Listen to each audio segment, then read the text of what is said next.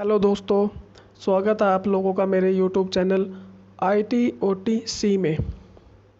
और मैं स्वागत करता हूं आप लोगों का ट्रू वैदिक नॉलेज यानी वेदों का सत्य ज्ञान इस सीरीज में भी।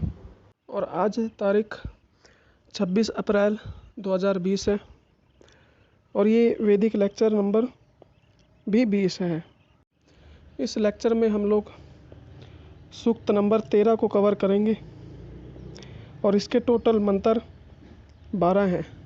सूक्त नंबर 13 में टोटल मंत्र 12 हैं। इन मंत्रों में क्या क्या संदेश परमात्मा द्वारा दिए गए हैं, उनकी मुख्य बातें और उनकी हेडलाइंस मैं आप लोगों के सामने रख देता हूं और फिर हम उसके बाद उसकी व्याख्या या डिटेल में जाएंगे।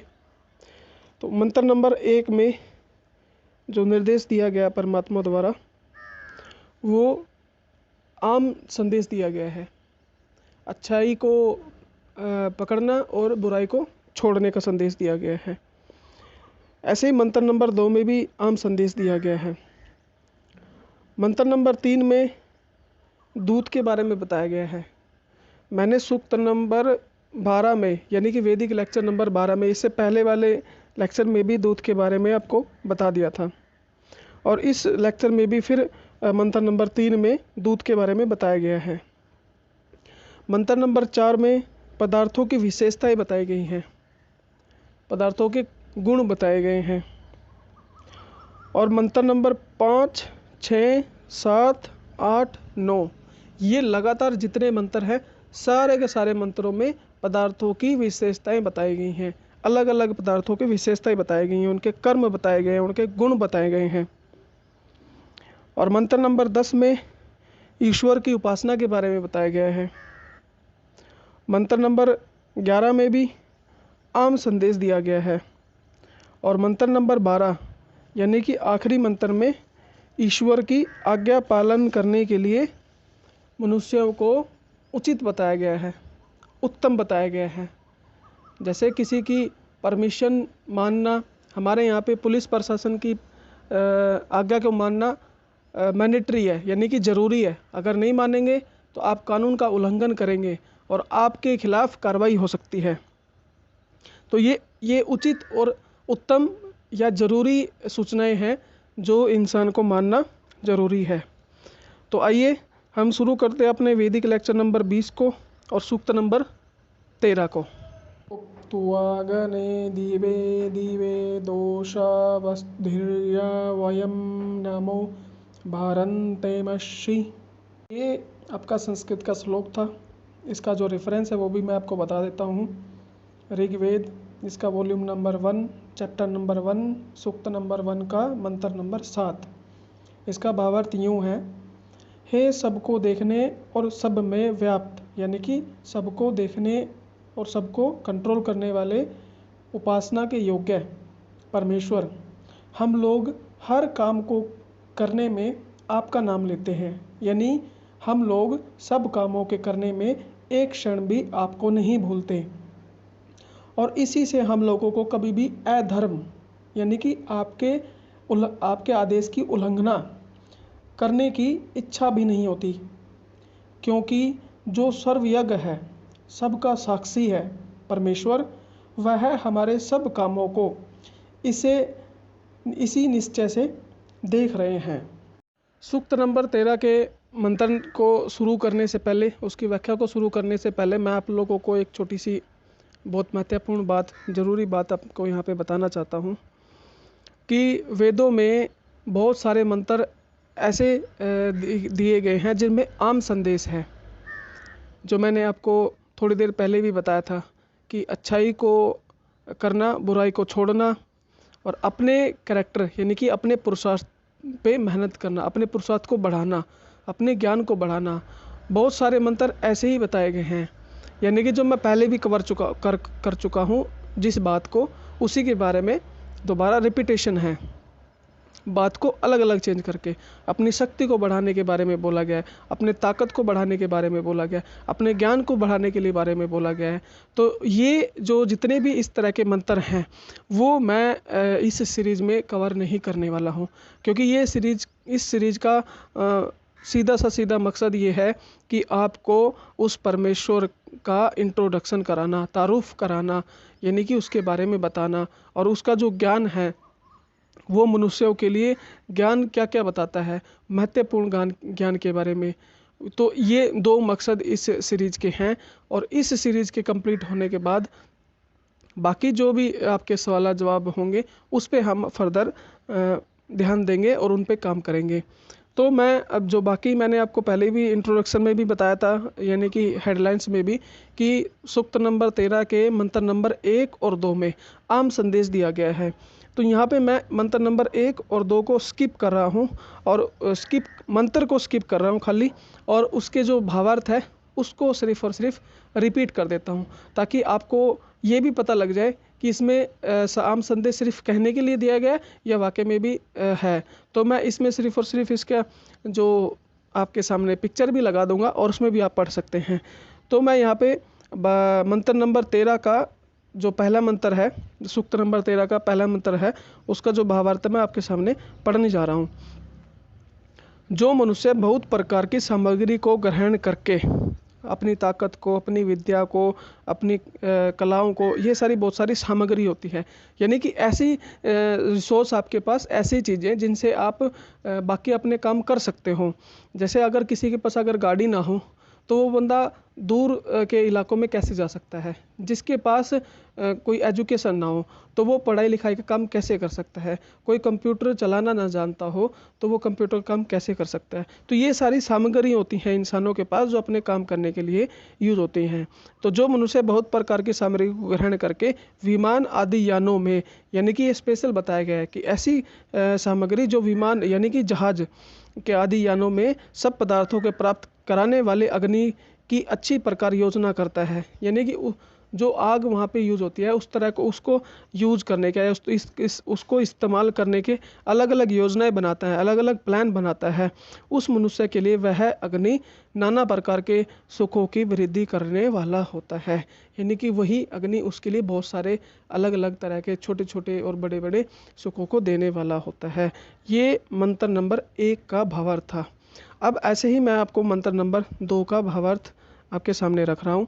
वो ये है, जब अग्नि में सुगंधित उसको बोला जाता है, जो एक एयर यानी कि हवा आपके नाक में जाती है, और वो नाक में जब हवा जाती है तो वो अच्छी है या बुरी है, यानी कि सुगंध है या गंदी है।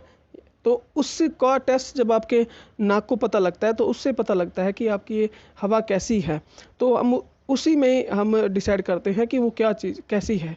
जब अग्नि में सुगंधित आदि पदार्थों का हवन होता है, यानी कि ऐसे पदार्थों का हवन होता है जिससे अच्छी अच्छी खुशबू निकलती हैं, अच्छी अच्छी हवा में मिल कर के अच्छी अच्छी हवाएं उसको सुगंधित करती हैं, तभी वह यज्ञ वायु आदि पदार्थों की को शुद्ध और तथा शरीर और औषधि आदि पदार्थों की रक्षा करके, यानी कि इतने सारे पदार्थ कहे गए हैं, तभी वह यज्ञ वायु आदि पदार्थों को शुद्ध शरीर और औषधि आदि पदार्थों को की रक्षा करके अनेक प्रकार के रसों को उत्पन्न करता है, तथा उन शुद्ध पदार्थों के भोग से प्राणियों की विद्या, ज्ञान और बल की वृद्धि होती है। तो ये आपका मंत्र नंबर 2 है, सूक्त नंबर 3 का, जो आपके सामने मैंने अभी पेश करा है। अब इस सूक्त का सबसे अहम मंत्र आता है मंत्र नंबर 3। इस सूक्त में सिर्फ 2 ही मंत्र ऐसे हैं जो सबसे ज़्यादा अहमियत रखते हैं, मंत्र नंबर 3 और मंत्र नंबर 10। और मंत्र नंबर 3 का जो यहाँ पे संस्कृत मंत्र है वो मैं आप लोगों के सामने उच्चारण करने जा रहा हूँ। नरा संस्मिहि प्रियम स्मन यक उपहवे माधुंजिहिम हविष्कृतम। ये मंत्र नंबर 3 है, सूक्त नंबर 13 का। अब इसका भावार्थ क्या है?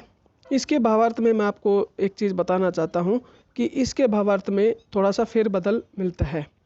इसकी जो वर्ड है उसका जो ट्रांसलेशन है, यानी कि जो संस्कृत के मंथन का जो शब्द हैं उनका जो मतलब बनता है वो किसी और तरफ ले जाता है, और इसका जो भावार्थ करा गया है वो किसी और तरफ ले जाता है। तो इस बात को ध्यान में रखते हुए मैं इसके जो अक्षर हैं, शब्द हैं, उनका जो मतलब बनता है उन्हीं के मतलब से मैं आप लोगों के सामने जो इसका अनुवाद बनता है यानी कि भावार्थ बनता है वो मैं आप लोगों के सामने रखने जा रहा हूँ अभी। तो इसका भावार्थ जो है वो मैं आप लोगों के सामने अभी पढ़ रहा हूँ। अब यहाँ पे सबसे पहले जो इस मंत्र में शब्द आया है वो आया है नराशंसा।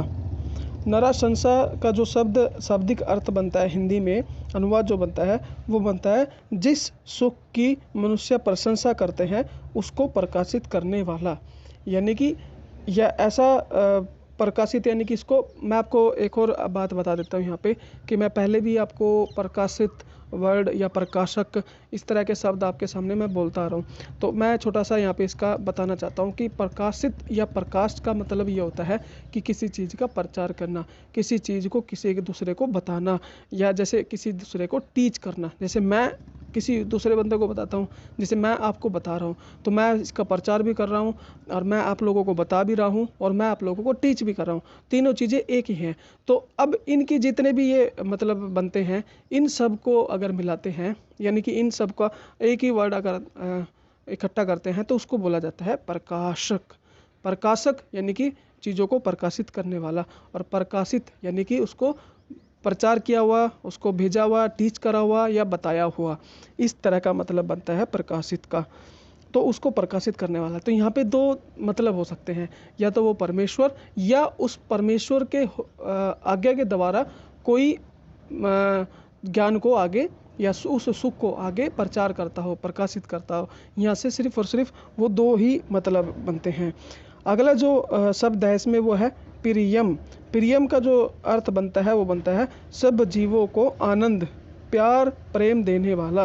यानी कि सबको सुख शांति देने वाला, प्यार मोहब्बत देने वाला। जैसे हम कहते हैं ना कि कोई इंसान ये तो बड़ा अच्छा है, इसके बड़े अच्छे मीठे बोल हैं, सबसे नेक इंसाफ और बहुत नेक इंसान है ये, तो इसको बोलते हैं। तो वो मतलब वही होता है कि सबसे अच्छी तरह से बात करता है, किसी से कठोरता से बात नहीं करता। इसके सारे अच्छे जितने भी इसके दोस्त हैं वो सब भी अच्छे हैं, ये सब लोगों के साथ में अच्छी तरह से बर्ताव रखता है। तो ऐसा लोग होता है जो सुख को देने वाला होता है, प्यार मोहब्बत बांटने वाला जो होता है, ऐसे सब जीवों को देने वाला, ये होता है प्रियम का मतलब। अगला जो अर्थ है वो है यज्ञ। यज्ञ शब्द है इसमें संस्कृत में अगला, और उसका जो अर्थ बनता है वो बनता है अनुष्ठान करने योग्य, यानी कि नियम पूर्वक आरंभ करने योग्य, यानी कि तरीके से नियम पूर्वक शुरू किया हुआ कोई चीज़, उसको बोला जाता है यज्ञ। अगला जो शाब्दिक अर्थ है वो इस मंत्र के दो छोटे छोटे शब्दों से मिला के बना गया है, उसको बोला जाता है उप जमा है, उप है। ये आपका चौथा नंबर का जो शब्द बनता है उसका जो अर्थ बनता है वो बनता है समीप प्रज्वलित, यानी चमकता चमकता हुआ या चमका हुआ या चमक करा हुआ। ये इस तरह के अर्थ इसके बनते हैं जो शब्द है उपहये। उसके बाद अगला जो शब्द है इस मंत्र में वो है मधुजिह्म। इसका मतलब है जिसकी कराली, यानी कि काला पक्का रंग हो जिसका, ये जिसे हम कह देते हैं ना कि इसका पक्का रंग है, यानी कि या तो बिल्कुल काला नहीं है या बिल्कुल सफ़ेद नहीं है, मीडियम रंग है और बिल्कुल अच्छा लगता है। ऐसा लगता है कि जैसे देख करके किसी को बिल्कुल मन भा जाए। जैसे हम कहते हैं ना किसी के कि कोई अगर कलर से भी अगर सफ़ेद हो और उसके नैन और नक्श, यानी कि उसका जो चेहरे का ढंग है वो अच्छा ना हो तो उसके ऊपर वो कलर फिट नहीं होता। जो जिसका शरीर का ढांचा भी, उसका जो आकृति है उसका भी अगर वो सही हो और उसका नैन और नक्श जिसको बोलते हैं वो भी सही हो तो उस पर कलर कोई भी हो वो फिट बैठता है बिल्कुल। तो इसी चीज़ को बोला गया है यहाँ पे मधुजिह्म, जिसकी मतलब जिसका काला या पक्का रंग हो उसको बोला गया है, और जो मन को भाता हो, मधु करता हो। और उसके बाद जो इसका आखिरी जो शब्द है वो है हविष्कृतम। ये इस मंत्र का आखिरी शब्द है और इसका जो शाब्दिक अर्थ बनता है, अनुवाद बनता है वो ये है जो कि प्रस्ताव करने योग्य पदार्थ को प्रकाशित करने वाला हो। यहाँ पे फिर उसको बताया गया है, यानी कि यहाँ पे दो शब्दों में सिर्फ और सिर्फ ये बताया गया है कि जो बंदा किसी ज्ञान को प्रकाशित करने वाला हो, उसका प्रचार करने वाला हो, उसको बताने वाला हो, उसको टीच करने वाला हो, उसके बारे में बताया गया है। अब इसका जो नियम पूर्वक इसका जो भावार्थ बनेगा इन शब्दों के अंडर में, यानी कि इन शब्दों की रोशनी में, वो ये बनेगा, मैं आप लोगों के सामने पढ़ने जा रहा हूँ। मैं इस नियम पूर्वक चलने योग्य संसार में जो प्रस्ताव करने योग्य पदार्थों को प्रकाशित करने वाला, यानी कि जिसका पक्का रंग है, जिसका रंग धूप ऐसा है, का सब जीवों के आनंद, यानी कि सब जीवों को प्यार मोहब्बत देने वाला, और जिस सुख की प्रशंसा मनुष्य करता है उसको प्रकाशित करने वाले को भेजूंगा, या उसको प्रकाशित करूंगा, या उसको मैं आप लोगों को टीच करूंगा। तो इसके बारे में ये बताया गया है, यानी कि ये सारी चीज़ें कुछ खास बातें होती है ना, उसके बारे में बताई गई है कि कोई एक ऐसी पावर, यानी कि एक ऐसी ताकत या ऐसा कोई इंसान मैं आप लोगों के बीच में भेजूंगा, या कोई ऐसा इंसान मैं आप लोगों के बीच में खड़ा करूंगा जो ये सारे काम करने वाला होगा। तो इस मंत्र का जो है भावार्थ जो है वो ये बनता है, यानी कि इसमें भी सीधा सीधा जो बताया गया वो दूध के बारे में बताया गया है। इन सब चीज़ों से दूध का ही मतलब निकलता है, क्योंकि मैंने आपको पिछले वैदिक लेक्चर में यही बताया गया था कि दूध के दो शब्दों में या दो पक्ष में अर्थ समझना चाहिए। एक ज्ञान का प्रचार करने वाला, ज्ञान को पहुंचाने वाला या ज्ञान को देने वाला, जो कि यहाँ पे बताया गया है, और दूसरा पदार्थों को एक स्थान से दूसरे स्थान तक पहुंचाने वाला। ये दूध के दो शाब्दिक अर्थ हैं। तो इसमें जो पहला वाला है वो इस पे फिटेड बैठता है बिल्कुल, कि ये सारा का सारा ज्ञान है और इस ज्ञान को प्रकाशित करने वाला। तो इस ज्ञान को प्रकाशित करने वाला कौन होगा वो यहाँ पे बताया गया है, यानी कि भेजूंगा या भेजा है, तो ये दो ही बताए गए हैं यहाँ पे। क्योंकि जब भी कोई बात कही होती है तो उसका जो पास्ट में, यानी कि जो बीत चुका है टाइम, उसके बारे में कहना बिल्कुल क्लियर होना चाहिए, तभी वो पास्ट में मानी जाएगी। अदरवाइज अगर उसमें कोई भी चीज़ ऐसी दिखे ना या दर्शित ना हो तो उसमें सिर्फ दो ही मतलब दिए जाते हैं, या तो वो है या वो होगा। तो ये आपका मंत्र नंबर 3 था जो मैं आप लोगों के सामने मैंने रखा है। अब यहाँ पे वो मंत्र शुरू होते हैं जिनमें पदार्थों की विशेषता के बारे में बताया गया है, जो मैंने आपको हेडलाइंस में भी यानी कि मुख्य बातें में भी बताया था। 4, 5, 6, 7, 8, 9 ये सारे मंत्र हैं। तो इनका मैं आपको पहला जो मंत्र है, मंत्र नंबर 4, उसका जो संस्कृत मंत्र है उसके जो उच्चारण है वो मैं आप लोगों के सामने कर रहा हूँ। अग्ने शुक्तये रथे देव इहन अवहम असी होता मुन्रह। ये मंत्र नंबर 4 है। इसका जो भावार्थ है वो ये है, मनुष्यों को बहुत कलाओं से ये संयुक्त, मतलब अलग अलग तरह के कलाएं हैं, उनसे उनको वो कलाएं उसके अंदर होनी चाहिए। मतलब मनुष्यों को इन सब कलाओं से संयुक्त मतलब इकट्ठा हुआ, पृथ्वी जल और अंतरिक्ष में गमन का हेतु, यानी कि पृथ्वी पे जितना जल है वो, और अंतरिक्ष में घूमने लायक, तथा अग्नि व जल आदि पदार्थों से संयुक्त 3 प्रकार का रथ कल्याणकारक तथा अत्यंत सुख देने वाला होकर उत्तम उत्तम कार्यों को सिद्ध को प्राप्त करने वाला होता है। यानी कि इन दो चीज़ों को प्राप्त करके, यानी कि इसमें दो बताए गए हैं, एक जल और एक अंतरिक्ष में बताया गया है। तो यहाँ पे अगर मैं आपको बताऊँ, रथ का मतलब होता है कोई चीज़ ऐसी जो आपको एक स्थान से दूसरे स्थान तक ले जा सके, और उसमें अग्नि का भी रोल हो, यानी कि अग्नि का भी उसमें काम पाया जाता हो। तो यहाँ पे दो अहम चीज़ें होती हैं, एक आपका समुद्री जहाज और एक दूसरा हवाई जहाज जो यूज होता है। दोनों में ही अग्नि का अहम रोल है। अगर अग्नि उसमें ना जलती हो और वो उसमें वेग उत्पन्न ना कर सकती हो तो वो एक स्थान से दूसरे स्थान हिल तक नहीं सकता। तो ये सारी कलाएं इसमें पाई जाती हैं। तो यहाँ इस मंत्र में ये जो पदार्थ हैं, यहाँ पे इन सब की जो गुण हैं वो आपको लोगों के सामने बताए गए हैं। अब आता है मंत्र नंबर 5। मंत्र नंबर 5 का मैं आप लोगों के सामने जो संस्कृत मंत्र है वो मैं आप लोगों के सामने उच्चारण कर देता हूँ। सत्यत्रिण बहिर्नुषुदकृष्टं मणिपिणः यत्र मिस्तस्य चक्षणम्। ये मंत्र नंबर 5 है।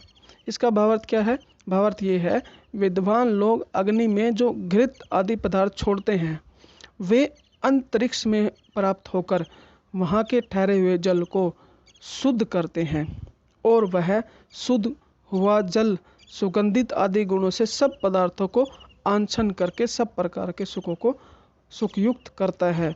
यानी कि इसमें जो वर्षा का जो प्रोसेस है, यानी कि वर्षा बारिश होने का जो तरीका है वो इसमें बताया गया है कि वो बारिश जब आसमान से पड़ती है वो कितने सुख बांटती है, कितने सुखों को सही करती हैं। उस बारिश से बहुत सारे फल मिठास हो जाते हैं, बहुत सारे फूलों में रस भर जाता है, बहुत सारी चीज़ें जो सूखी पड़ी होती हैं वो जिंदा हो जाती हैं। उनके सब गुणों के बारे में बताया गया है। तो ये मंत्र नंबर 5 था आप लोगों के सामने। अब आता है, मैं अब धीरे धीरे इसके जो संस्कृत मंत्र है उसका उच्चारण ना करके मैं आप लोगों के सामने इसका जो भावार्थ है वही मैं आप लोगों के सामने पेश कर देता हूँ। क्योंकि मैंने बताया था कि 4 से लेकर 9 मंत्र तक सिर्फ और सिर्फ कॉमन संदेश दिया गया है, जो मैं आपको इस लेक्चर के शुरू में भी बता चुका हूँ, आम संदेश जिसको बोला जाता है। तो मंत्र नंबर 5, 6 का जो भावार्थ है वो ये है, मनुष्यों को अनेक प्रकार के द्वारों के घर, यानी कि अलग अलग तरह का जो गेट होता है, द्वार होता है, उनके घर, यज्ञशाला और विमान आदि यानों को बनाकर, मतलब ऐसे घर बनाओ, ऐसे यान बनाओ, ऐसी यज्ञशाला बनाओ जिनके जो गेट हैं, द्वार हैं, वो अलग अलग तरह के हों। यानों को बनाकर उनमें स्थित, उनमें रहें, होम देशांतर में आना जाना करना चाहिए और उनमें आना जाना करना चाहिए। यानी कि यहाँ पे सिर्फ और सिर्फ बताए गए हैं 3 चीज़ें बताई हैं, घर, यज्ञशाला और विमान यान, यानी कि आपका घूमने फिरने का जो कोई भी यंत्र है, कोई भी आपका मशीनरी है, उसको उन तरह का बनाओ। उनके जो गेट हैं वो अलग अलग तरह के बना करके उनमें स्थित हो, उनमें रहो और उनमें एक देश से दूसरे देश में देशांतर में आना जाना किया करना चाहिए या करना चाहिए। ये मंत्र नंबर 6 का संदेश था। अब आता है मंत्र नंबर 7। उसका जो भावार्थ है वो ये है, मनुष्यों को उचित है कि इन संसार में विद्या से सदैव उपकार लेवे।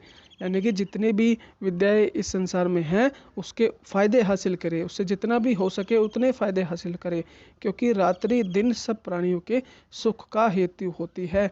यानी कि दिन और रात सब मनुष्यों के लिए होती है, और दिन भी मनुष्यों के लिए सुख कारक होता है और रात भी सब प्राणियों के लिए सुख कारक होती है। बहुत सारे लोग आज के टाइम पे कहते हैं कि रात को ये काम नहीं करनी चाहिए, दिन को ये काम नहीं करने चाहिए। कुछ काम ऐसे होते हैं जो दिन को नहीं करने चाहिए, कुछ काम ऐसे होते हैं जो रात को नहीं करने चाहिए। तो यहाँ पे उन इंसानों को, उन बंदों को ये जवाब है कि दिन, क्योंकि दिन और रात क्योंकि यहाँ पे बोला गया है कि आपको सारे संसार में जितने भी तरह की विद्याएं हैं या बाकी चीज़ें हैं उनसे उपकार लेना चाहिए, क्योंकि दिन और रात सब प्राणियों के लिए सुख के कारक हैं, यानी कि सबको सुख देने वाले हैं, चाहे वो दिन हो चाहे वो रात हो। तो यहाँ से ये चीज़ें पता लग जाती हैं कि जो इंसान ये सब चीज़ों के बारे में बताते हैं वो आपको गलत चीज़ें बताते हैं। तो इस मंत्र में आपको यही चीज़ें बताई गई हैं। अब आता है मंत्र नंबर 8। मंत्र नंबर 8 का जो भावार्थ है वो ये है, जैसे एक बिजली वेग आदि, जैसे एक बिजली वेग और तेज स्पीड आदि अनेक गुण वाला अग्नि है, यानी कि ये इतने तरह के गुण बताए गए हैं उसमें जो अग्नि है, इसी प्रकार प्रसिद्ध अग्नि भी है। तो यहाँ पे 2 ही चीज़ बताई गई हैं, एक ही चीज़ को दोबारा बताया गया है, तथा ये दोनों सफल पदार्थों के देखने में और अच्छे प्रकार क्रियाओं में नियुक्त किए हुए शिल्प आदि अनेक कार्यों की सिद्धि के हेतु होते हैं। इसलिए इन्हों से मनुष्यों को सब प्रकार के उपकार लेने चाहिए। यानी कि ये जितने भी प्रकार की बिजली है, जितनी भी प्रकार की अग्नि है, इनके जितने भी गुण हैं, उन गुणों के वो जो गुण जितने भी पदार्थों में फिटेड बैठते हैं, जितने पदार्थों में उसका इस्तेमाल कर सकते हैं या उसका उपकार ले सकते हैं या उसका फ़ायदा हासिल कर सकते हैं, वो सब मनुष्यों को करना चाहिए। इस मंत्र नंबर 8 में यही संदेश दिया गया है। अब आता है मंत्र नंबर 9। मनुष्यों को, उसका भावार्थ ये है, मनुष्यों को इडा जो कि पठ पाठन की प्रेरणा देने हारी सरस्वती है। यानी कि ईडा का नाम जो बताया गया इसमें, जो कि पढ़ने और पढ़ाने की जो प्रेरणा देने वाली जो सरस्वती है, जो उपदेश रूप ज्ञान का प्रकाश करने और मही जो सब प्रकार से प्रशंसा करने योग्य है। ये तीनों वाणी कुर्तक से खंडन करने योग्य नहीं है तथा सब सुख के लिए तीनों प्रकार की वाणी सदैव स्वीकार करनी चाहिए, जिनसे निश्चलता से अविद्या का नाश हो। यानी कि ये चीज़ें आपको जितनी भी बताई गई हैं, ये सब वाणियों के बारे में बताया गया है। अब यहाँ पे बहुत सारे लोग सरस्वती को कुछ और समझ लेते हैं। पढ़ने वाली प्रेरणा सरस्वती, जो मतलब यहाँ पे ज्ञान की देवी भी बोला जाता है। और मैं आपको देव या देवी का मतलब मैं पहले बता चुका हूँ 1-2 लेक्चर में पहले भी, कि जिसके अंदर अच्छाई के गुण की भरमार हो, बहुत सारे अच्छाई के गुण पाए जाते हों और उसके कर्म भी वैसे हो, उसको बोला जाता है देवी। तो आपके अंदर यानी कि विद्या के अंदर ये सारी चीज़ें पाई जाती हैं। विद्या के अंदर आप लोगों को सब पता है कि जो ज्ञान है वो उसी के अंदर बहुत सारी चीज़ें पाई जाती हैं। उसके अंदर इतने गुण हैं कि इंसानों के पास अगर विद्या ना हो, ज्ञान ना हो, तो उसको कुछ भी नहीं पता लगेगा कि ये जो पेड़ आगे सामने खड़ा है कि इसका क्या मतलब है, इसका क्या फ़ायदा है, इसका क्या कर्म है। उसको इवन अपने बारे में भी पता नहीं लगेगा कि क्या चीज़ क्या है। इवन अपनी जो आप दूसरों को भाषा बोलेंगे उसका भी पता नहीं लगेगा। ज्ञान इतनी अहम चीज़ ज़रूरी है। तो जब जिसके अंदर इतने सारे अच्छाई के गुण हो, तो उसको देवी क्यों ना कहा जाए। यानी कि आपको भी देव या देवी कहा जा सकता है। कोई औरत है उसको देवी बोला जाएगा, और कोई मर्द है यानी कि पुरुष है उसको देव बोला जाएगा, जो मैं आपको पहले भी बता चुका हूँ। तो सब प्रकार से प्रशंसा करने योग्य है, हर एक तरह से उसकी प्रशंसा तारीफ करी जा रही है। ये तीनों प्रकार की जो वाणी है, इनके जो खंडन यानी कि इनके खिलाफ नहीं जाना चाहिए, इनके विरुद्ध जी नहीं जाना चाहिए, इनको स्वीकार करके इनसे उपकार लेना चाहिए, इनसे फ़ायदा हासिल करना चाहिए। ये मंत्र नंबर 9 में आपको संदेश दिया गया है। अब आता है मंत्र नंबर 10। मंत्र नंबर 10 का मैंने आपको पहले ही बताया था कि बहुत ही महत्वपूर्ण मंत्र है इस सूक्त का। तो इसका जो संस्कृत श्लोक है वो मैं आप लोगों के सामने उच्चारण करने जा रहा हूँ। इहि त्वष्टारिंगम विश्वे रूपमहे अस्माकमस्तु केवलः। ये मंत्र नंबर 10 है। इसका जो भावार्थ है वो ये है, मनुष्यों को अनंत सुख देने वाले ईश्वर ही की उपासना करनी चाहिए। देखो यहाँ पे भी ही लगाया है। ही का मतलब ये हो जाता है कि बाकी की उपासना करना गलत है, बिल्कुल ही गलत है। ये चीज़ इसमें बताई गई है। मनुष्यों को अनंत सुख देने वाले ईश्वर यानी कि जो जितने सुख दे सकता है, जिसकी गिनती भी नहीं है, इतने सुख देने वाले ईश्वर ही की उपासना करनी चाहिए, बाकी की नहीं करनी चाहिए। उसी की पूजा करनी चाहिए, उसी का पूजा पाठ करना चाहिए, उसी की भक्ति करनी चाहिए, दूसरे की नहीं करनी चाहिए। तथा जो यह भौतिक अग्नि सब पदार्थों का छेदन करने, ये जो अपनी भौतिक अग्नि है यानी कि जो हमें आग दिखाई देती है, उस अग्नि जो सब लोगों को चीर देती है, फाड़ देती है, इधर उधर उसको बिखेर देती है, सब छेदन करने वाले, सब रूप गुण और पदार्थों का प्रकाश करने, सबसे उत्तम और हम लोगों की शिल्प विद्या का अद्वितीय साधन है। यानी कि इसके अलावा कोई दूसरा साधन नहीं है इन सब चीज़ों को करने वाला। उसका उपयोग शिल्प विद्या में यथावत करना चाहिए। यानी कि जिस तरह पे जहाँ पे वो इस्तेमाल होती हो, जहाँ पे वो फ़ायदा देती हो, उसको उसी तरह से इस्तेमाल करना चाहिए।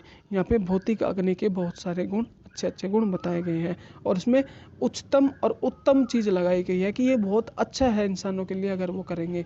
अगर नहीं करेंगे तो उसी तरह के जो अगर उसको दुख या उसको कठोरता का सामना करना पड़ेगा, वो उसी के हिसाब से करना पड़ेगा।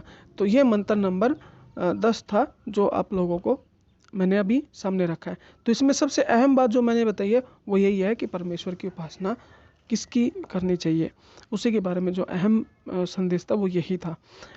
अब आता है मंत्र नंबर 11। मंत्र नंबर 11 में भी आम संदेश है। तो आम संदेश होते हुए मैं इसका सिर्फ और सिर्फ भावार्थ आप लोगों के सामने रख देता हूँ।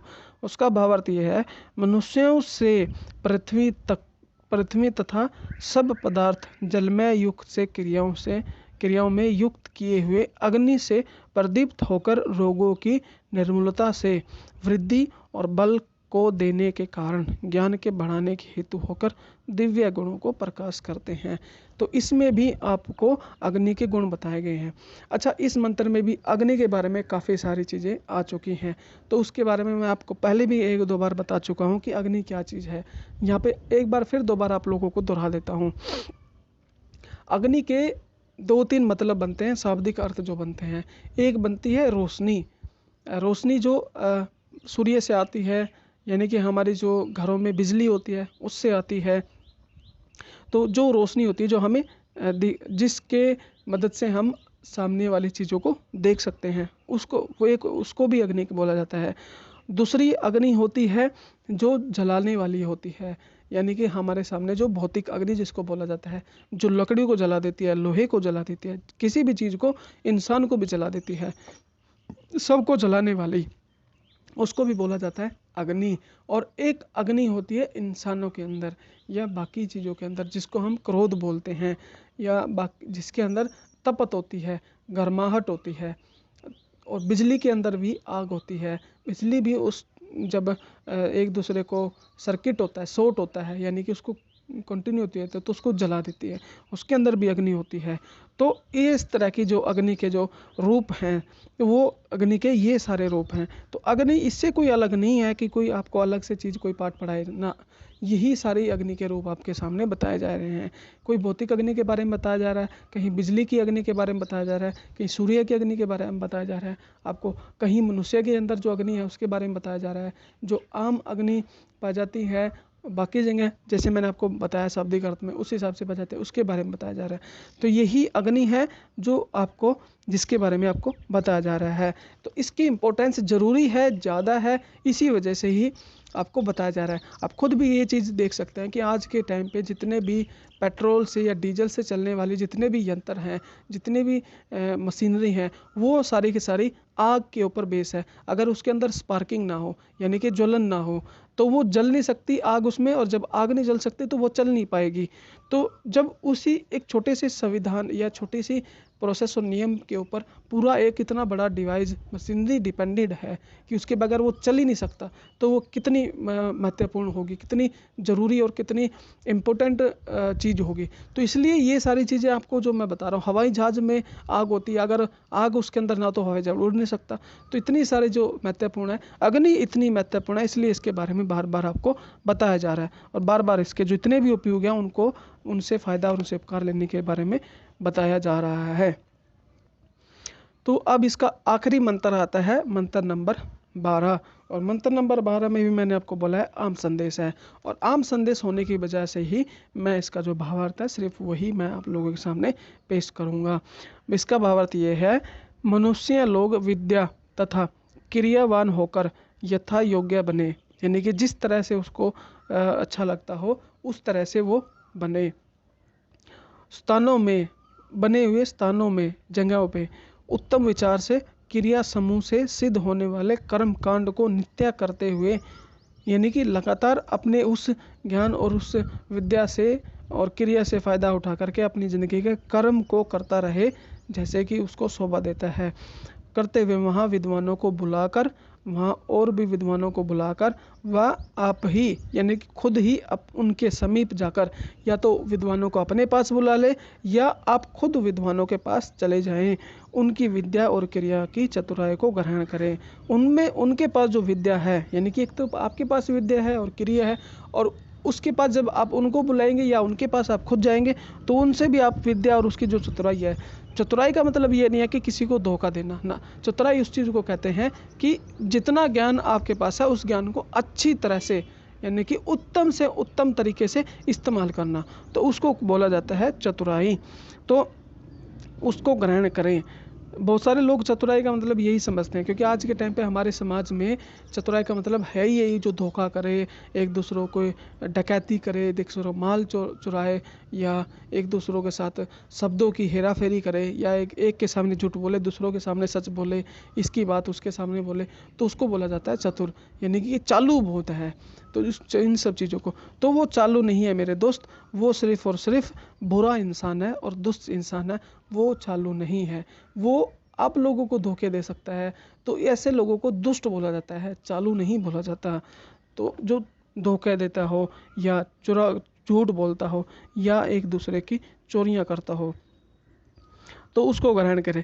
हे सज्जन लोगों, सज्जन का मतलब जो सच बोलने वाले लोग हैं और इंसाफ करने वाले लोग हैं और सत्य का साथ देने वाले जो लोग हैं और प्यार मोहब्बत को बांटने वाले लोग हैं, उनको बोला गया सज्जन। हे सज्जन लोगों, तुमको विद्या और क्रिया की कुशलता, यानी कि ज्ञान की कुशलता और क्रिया की कुशलता आलस से कभी नहीं छोड़नी चाहिए। यानी कि आपको आलस ग्रहण कभी नहीं करना चाहिए इसमें, या आलस से इन सब चीज़ों को बिल्कुल कभी नहीं छोड़ना चाहिए। आपको ढील नहीं छोड़नी चाहिए। यानी कि आप कहते हैं ना, किसी को सख्ताई से तेज खींच के पकड़ा जाए और उसमें आप हल्का सा भी ढील नहीं कर सकते, यानी कि आपको उसमें कमजोरी नहीं दे सकते, तो आपको बिल्कुल भी उसमें कमजोरी नहीं करनी चाहिए, क्योंकि ऐसे ही ईश्वर की आज्ञा है सब मनुष्यों के लिए। यानी कि मनुष्य इसी चीज़ की आज्ञा करता है, इसी नियम की आज्ञा करता है कि आलस करने वाले इंसान पर परमेश्वर की कृपा नहीं होती।